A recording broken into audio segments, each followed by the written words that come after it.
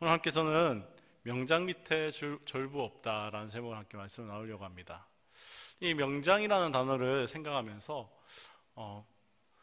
누구를 과연 이렇게 이야기하면 제일 잘 알아들을 수 있을까 하는 그런 생각들을 했습니다. 번뜩 떠오르는 사람이 한 명 있습니다. 베트남의 박항서 감독이었습니다. 지금 베트남 축구의 영웅으로 떠오르고 있는 우리 박항서 감독을 저는 한번 떠올리게 되는 것 같습니다. 우리 박항서 감독은 갈수록 놀라운 성과를 지금 보여주고 있습니다. 여자분들은 축구에 관심이 별로 없으셔서 잘 모르실 수 있지만 거침없는 진격으로 베트남에서는 거의 국민적 영웅의 그러한 대접을 받고 있는 그러한 감독입니다.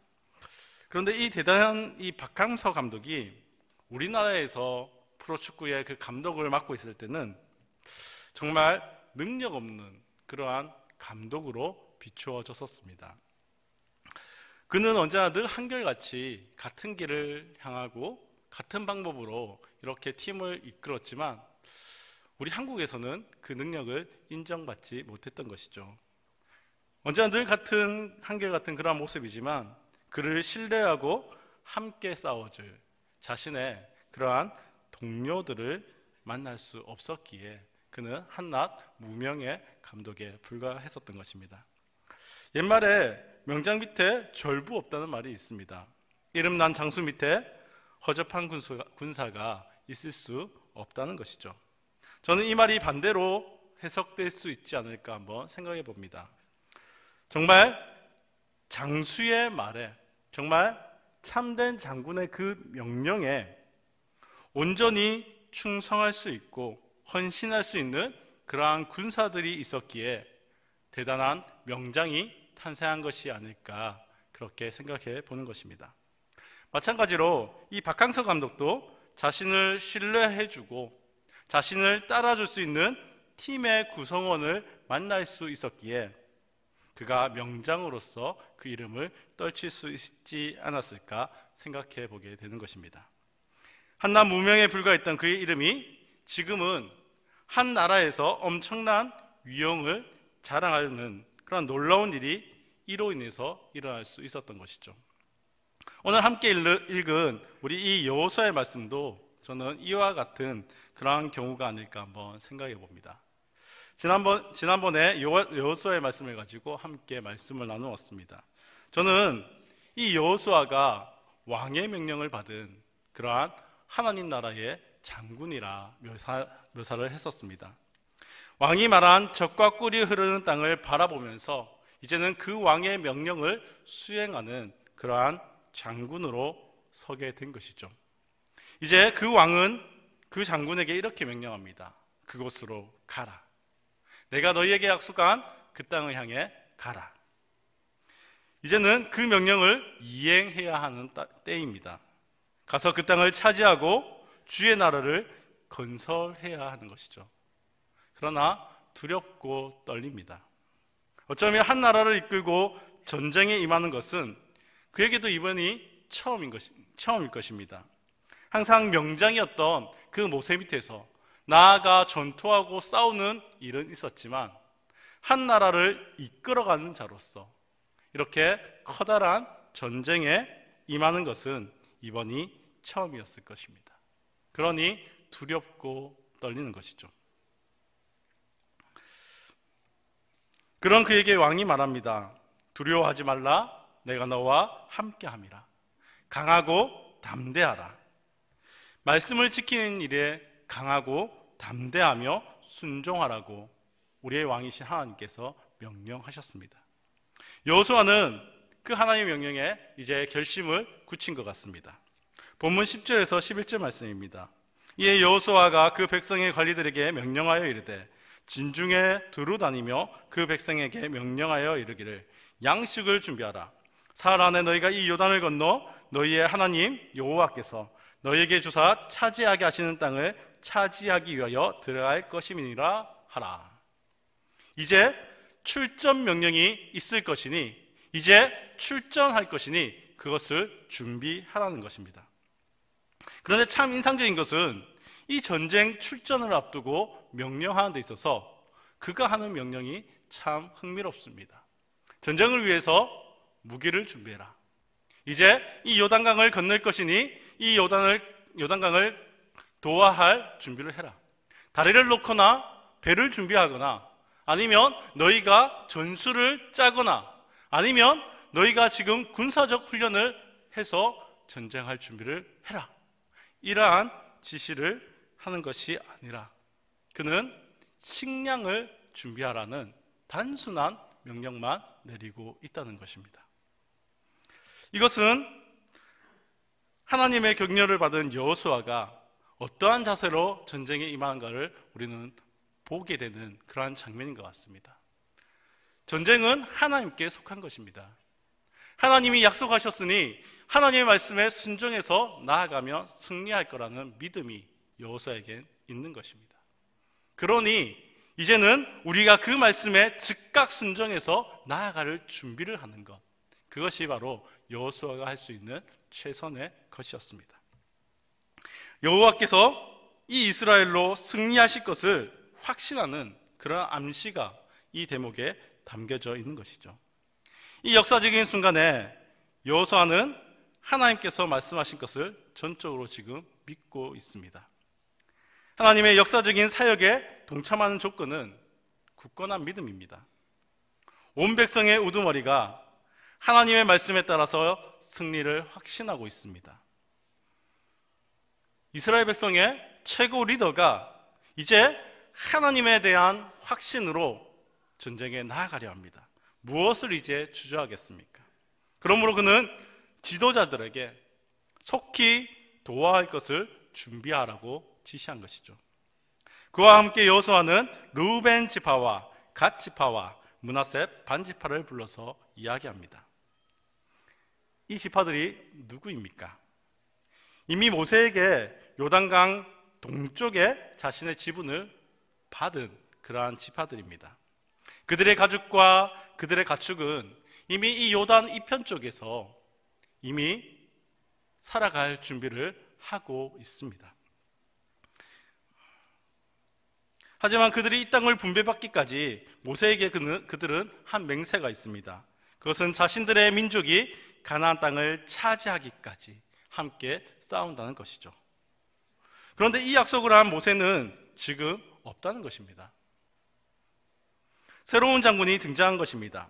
혹여나 이들이 이제 약속의 대상자가 없으니 내가 이 약속을 이행하지 않으면 어떨까? 이러한 생각을 하면 어떻게 될까요? 아직 전쟁은 시작도 되지 않았는데 그 안에서 내분이 일어나고 그러한 모습으로 나아가게 된다면 어떻게 될까요? 그래서 여호수아는 지금 이들을 불러서 이야기하는 것입니다. 본문 13절에서 15절 말씀입니다. 여호와의 종 모세가 너희에게 명령하여 이르기를 너희의 하나님 여호와께서 너희에게 안식을 주시며 이 땅을 너희에게 주시리라 하였나니 너희는 그 말을 기억하라. 너희의 처자와 가축은 모세가 너희에게 준 요단 이쪽 땅에 머무려니와 너희 모든 용사들은 무장하고 너희의 형제보다 앞서 건너가서 그들을 돕되 여호와께서 너희를 안식하게 하신 것 같이 너희의 형제도 안식하며 그들도 너희의 하나님 여호와께서 주시는 그 땅을 차지하기까지 하라. 그리고 너희는 너희 소유지 곧 여호와의 종 모세가 너희에게 준 요단 이쪽 해돋는 곳으로 돌아와서 그것을 차지할지니라. 무슨 이야기를 하고 있습니까? 약속대로 너희도 전쟁에 참여하라는 것입니다.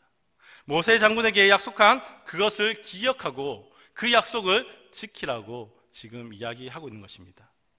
사실 이제는 모세가 없습니다. 그리고 이 남은 지파들은 자신들의 입장에서 볼 때에 이 전쟁에 참여한다고 해서 자신에게 돌아올 이익이 크게 있지 않습니다. 이미 자신들의 가족은 그리고 자신들의 가축은 이 요단 이편에 이미 터를 잡고 있기 때문입니다. 그냥 조용히 나아가서 싸우는 신용만 하고 돌아와도 됩니다. 열심히 목숨 걸고 힘껏 싸워도 돌아올 이득이 더 이상은 없다는 것입니다. 그래서 이 전쟁에 참여하는 것을 조금은 꺼려할 수도 있습니다. 이제 막 새로 지도자가 된 여호수아에게 맹목적인 그러한 충성을 할 이유도 없습니다.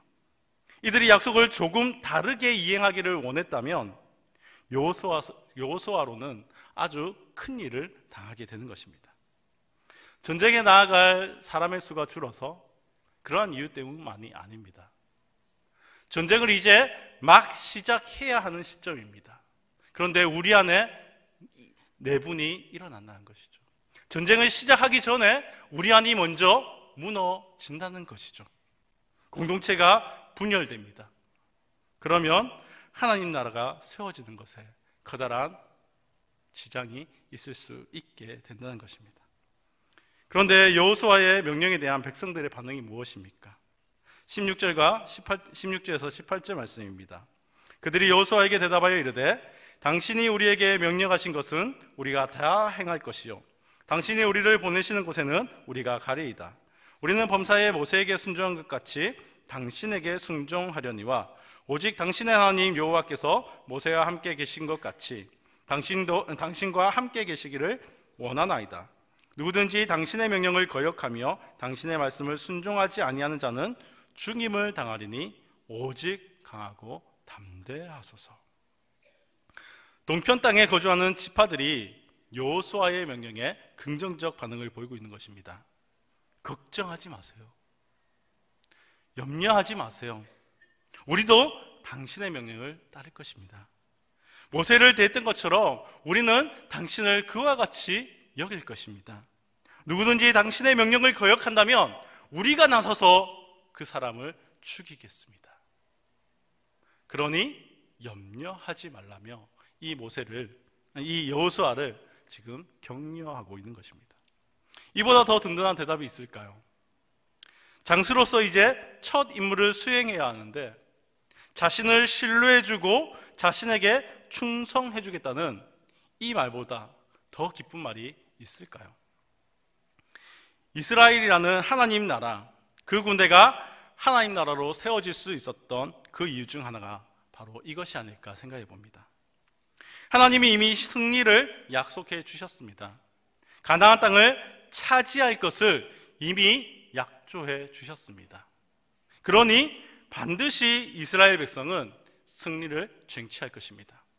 그러나 만약 이스라엘 백성이 먼저 사분오열했다면 그 하나님의 약속이 이루어지기까지 조금은 힘들고 평탄치 않는 그 길을 가지 않았을까요?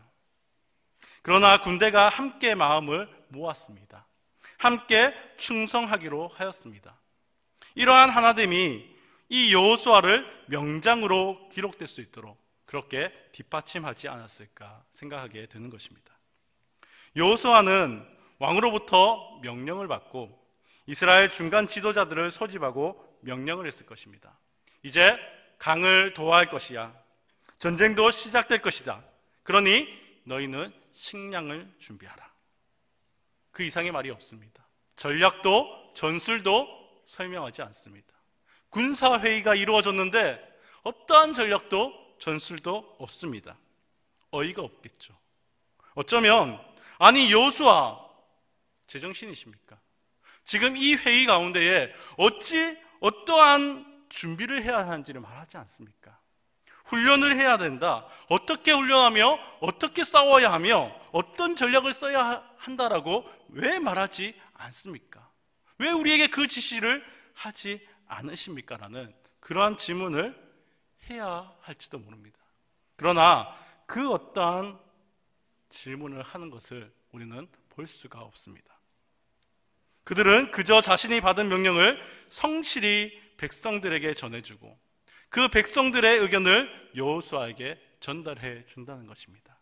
네, 우리가 당신을 따르겠습니다 라고 말입니다.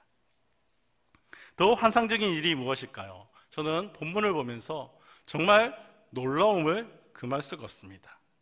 하나님께서는 여호수아에게 좌로나 우로나 치우치지 말고 오직 모세를 통해 주신 율법대로 행하라고 명령하셨습니다.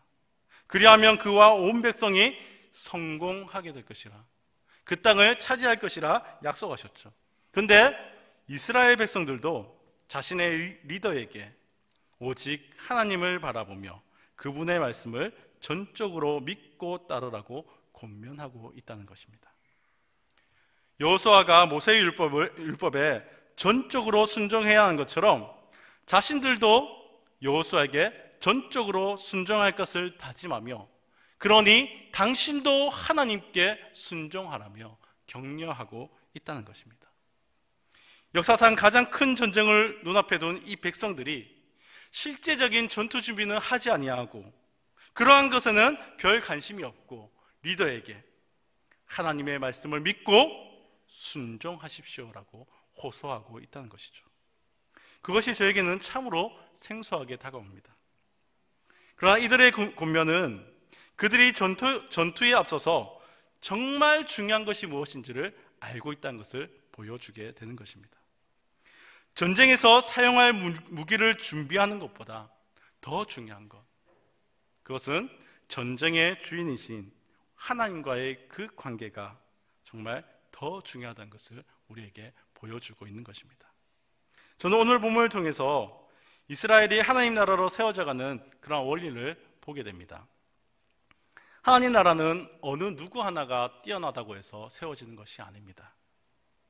그 나라가 정말 하나님이 우리의 왕되심을 믿고 저마다 각자의 자리에서 자기에게 주어진 그 일에 최선을 다하고 공동체가 함께 마음을 모으고 함께 나아가게 될 때, 그때 참된 하나님 나라가 세워져 가는 것입니다. 명장은 혼자의 능력이 뛰어나다고 해서 만들어지는 것이 아닙니다. 아무리 뛰어난 장수라 할지라도 혼자서 이룰 수 있는 업적은 한계가 있다는 것입니다. 혼자서의 능력으로는 조금 뛰어난 장수는 될 수 있습니다. 그러나 명장이 될 수는 없습니다. 함께 신뢰하고 함께 따라주며 한 곳을 바라보고 함께 나갈 수 있는 동료가 있을 때, 그때 명장이 탄생하게 된다는 것입니다. 저희는 함께 하나님 나라를 세워가고자 합니다. 이제 12월이 되었고 내년을 계획하며 그렇게 나아갈 때이라는 것입니다. 우리의 명장으로 우리는 담임 목사님을 함께 섬기고 있습니다. 그리고 함께 새로운 비전을 향해 달려갈 것입니다. 오늘 그 일을 위해서 첫 발을 내딛습니다.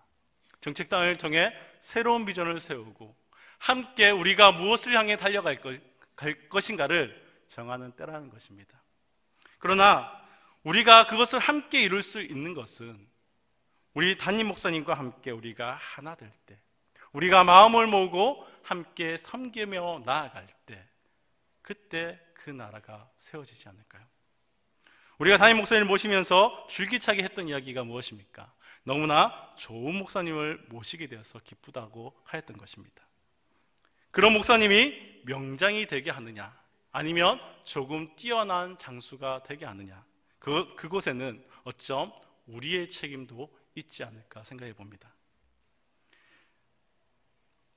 장수가, 정말 장군이 우리 이렇게 나아갑시다라고 정한다면 우리도 함께 따르겠습니다, 우리도 충성하겠습니다, 그러한 마음으로 나아가야 하지 않을까요? 그렇게 같은 비전을 바라보고 함께 마음을 모아야 하나님 나라를 세워갈 수 있는 것입니다. 이제 같은 비전을 바라볼 수 있기를 간절히 소원해 봅니다. 그 비전을 이루어가기 위해서는 많은 사람들의 헌신과 충성이 필요합니다.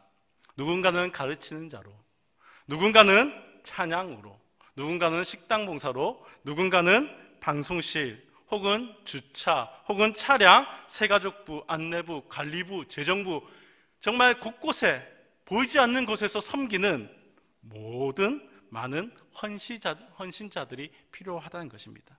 우리가 이렇게 함께 헌신하게 될 때, 우리의 자리에서 함께 같은 비전을 바라보고 함께 충성하게 될 때 하나님 나라는 세워져 갑니다. 그렇게 한 마음을 모을 때 비로소 하나님 나라를 세워갈 줄 믿습니다. 그렇게 명장이 세워지고 그렇게 명실상부한 하나님의 군대가 세워져 나가지 않을까요? 사랑하는 성도 여러분, 무명에 가깝던 박항서 감독이 좋은 동료를 만납니다. 그리고 자신을 신뢰해준 그 선수들을 만납니다. 그 만남을 통해 이제는 전 세계의 위용을 뿜어내는 명장이 되어갈 수 있었던 것입니다. 이와 같이 우리 모든 민족교회도 우리 박원일 목사님을 주축으로 함께 비전을 꿈꿀 수 있기를 바라봅니다. 함께 신뢰하며 충성함을 통해서 우리도 이 땅 가운데에 하나님 나라의 위용을 뽐내며 떨치며 그렇게 살아갈 수 있기를 간절히 소원합니다. 그러기 위해 한 사람 한 사람이 함께 수고와 헌신을 해주시기를 바랍니다. 내가 올해 얼마나 열심히 했는데, 정말 너무나 힘들었는데 내년에는 좀 한 해만 쉬면 안 될까? 그런 마음이 드실 수 있습니다. 이해할 수 있을 것 같습니다. 참 고생하셨습니다. 그런데 주님 말씀하신 그 안식을 얻기까지 조금만 더 함께 나아갈 수 있기를 바랍니다. 하나님 나라가 세워지고 하나님의 안식을 얻게 될 때까지 함께 하겠다 약속했던 이 요단 동편의 이 두 지파 반의 그 모습처럼 우리도 주의 교회가, 주의 나라가 세워지는 그날을 바라보며 주님 주신 비전을 위해 함께 달려가는 강한 군사가 될 수 있기를 바라봅니다. 다시 마음을 모아서 새해를 준비하고 이 세상 가운데 하나님 나라를 세워가며 정말 하나님 나라의 그 깃발을 꽂을 수 있는 저와 여러분, 또 우리 모든 민족교회 될 수 있기를 주님의 이름으로 축복합니다. 그러기 위해서 많이 기도해 주십시오. 우리 목사님을 위해서, 또 우리 당회를 위해서 새로운 정말 하나님의 그 비전을 올바로 세울 수 있도록, 그리고 그 비전을 함께 마음을 모아 달려나가게 정말 먼저 앞장서며 나아갈 수 있도록 함께 기도해 주시고 그 비전을 이루는 우리 모두가 되기를 간절히 소원합니다.